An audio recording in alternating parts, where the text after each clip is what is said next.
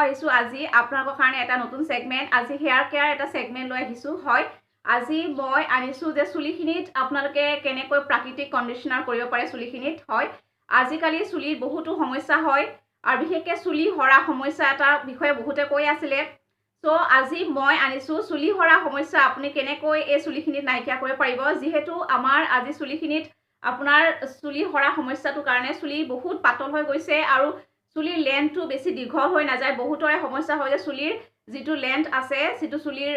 পিছলে লাহে লাহে ফাটি যায় বা দুমুখীয়া হয় ইয়াক কেনেকৈ নাইকিয়া কৰিব জবা ফুলৰ দ্বাৰা তাকে আজি ক'ব আহিছো আহকচোন আমি কেনেকৈ জবা ফুলৰ দ্বাৰা জবা ফুলৰ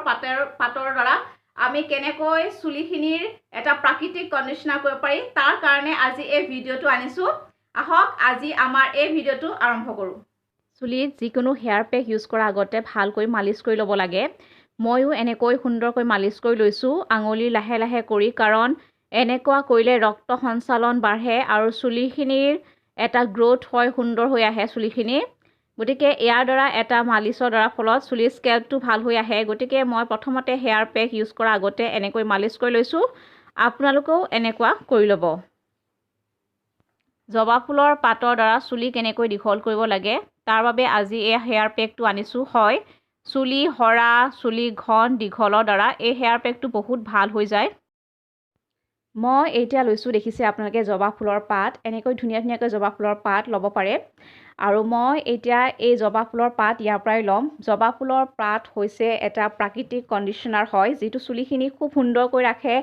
সেইকাৰণে মই জবা ফুলৰ পাত ব্যৱহাৰ কৰিম এয়া দেখিছে জবা ফুলৰ ফুলো আছে আৰু ফুলৰ দ্বাৰাও চুলিৰ খুব সুন্দৰ বিধান এটা আছে অৱশ্যে আজি মই সেইটো আনা নাই আজি জবা ফুলৰ যেটো পাত আছে সেই পাতৰ দ্বাৰাহে মই এটা খুব সুন্দৰ এটা প্ৰাকৃতিক কন্ডিশনাৰ বনাম হয় এয়া ভালকৈ ধুই লৈছো মই এনেকৈ ডাঙৰ ডাঙৰ পাতখিনি আলিছো আপোনালোকে ডাঙৰ ডাঙৰ পাতবোৰ আনিব জবা ফুলৰ পাত আৰু এই পাতৰ দ্বাৰা আপোনাৰ চুলিৰ যেটো হৰা সমস্যা নাইকিয়া হ'ব প্ৰাকৃতিক ক্লিনজাৰ হয় গতিকে মই এনেকৈ আনিছো আৰু চুলিৰ যেটো শুকান ভাব হেতু নাইকিয়া কৰি দিয়ে জবা ফুলৰ পাতৰ দ্বাৰা প্ৰাকৃতিক কন্ডিশনাৰ হয় যেহেতু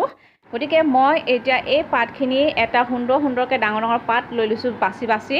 ভাল পাতখিনি মই আনিছো আৰু আপোনালোকেও এনেকৈ পাত আনিব আনি আপোনালোকে মই এটা মিক্সিত পিহি ললো জবা ফুলৰ পাত য'ত নেকি চুলি হৰা সমস্যা চুলিৰ শুকান সমস্যা বা চুলি যেটো হয় সকলো সমস্যা নাইকিয়া কৰি এনেকৈ মিক্সিৰ পৰা উলিয়াই লৈছো আৰু মই এতিয়া দেখিছে এনেকৈ ধুনীয়াকৈ মই এতিয়া চুলিত লগাব লৈছো ইয়াৰ লগত কোনো একো বস্তু মই এড কৰা নাই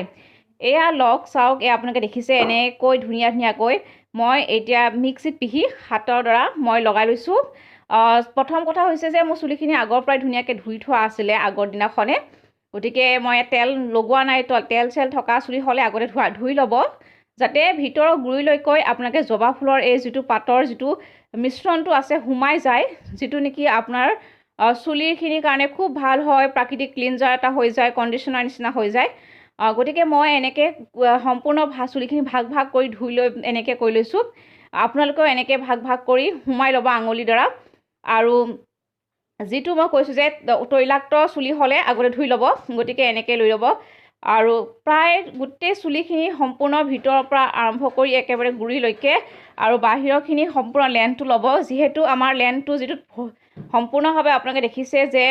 আমাৰ দুমুখীয়া বাল হৈ যায় বা শুকান হৈ যায় সেইকাৰণে চুলিখিনি আগ নাবাঢ়ে গতিকে তলৰ পৰা ওপৰলৈকে সম্পূৰ্ণভাৱে এই যেটো পেক আছে সেইটো লগাই ল'ব মই এনেকৈ লগাই লৈছো আপোনালোকে দেখিছে আৰু মই ভাবিছো আপোনালোকে এনেকৈ লগাই ল'ব আৰু যদি কিবা পাৰে এড কৰিব পাৰে জেতুকাৰ পাতো কৰিব পাৰে কিন্তু মই ভাবো যেহেতু এটো প্ৰাকৃতিক এটা ক্লিনজাৰ এটা আছে খুব সুন্দৰ হৈ যায় গতিকে ইয়াত এড নকৰা হলেও হৈ যায় মই এতিয়া এইটো 45 মিনিটৰ কাৰণে থৈ দিম হয় তাৰ পিছত মই এটা ভাল শ্যাম্পুৰে ধুই দিম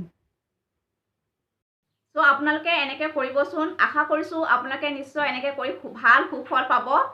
সো কেনেকুৱা পাইছে এই ভিডিঅটো চাই মোক তলত কমেন্ট কৰিবলৈ নাপাহৰিব আৰু এই যেটো প্ৰাকৃতিক কন্ডিশনাৰ যেটো আজি দিলো এইটো ব্যৱহাৰ কৰি কেনেকুৱা পাব বা কেনেকুৱা পালে হেইটো বিষয়ও ক'বলৈ নাপাহৰিব সো আজিলৈ আহিছো আকৌ লগ পাম নমস্কাৰ